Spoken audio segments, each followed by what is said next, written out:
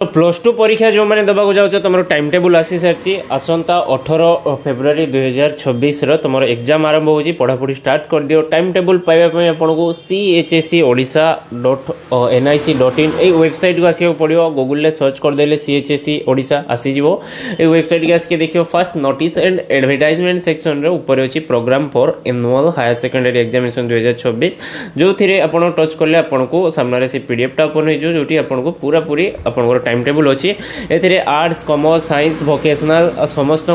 time table मिसिक अच्छी सहित regular आउ एक्स रेगुलर समस्त टाइम टेबुल मिसिक अच्छी भर आप जो कोर्स कर सपोज आप आर्ट्स पढ़ुंट देखो आप आर्ट्स स्टार्टिंग हो 20 फेब्रुआरी 2024 फास्ट अच्छी आर्ट्स MIL ओडिया साइंस पिलांकर अच्छी फास्ट 18 फेब्रुआरी 2024 साइंस रे MIL ओडिया ठीक अच्छे रेगुलर एक्स रेगुलर समस्त अच्छी टाइम टेबुल यहाँ पूरा पूरी अच्छी 8 पेज तुम टाइम टेबुल अच्छी तौक अच्छी आपंकर जो मानकर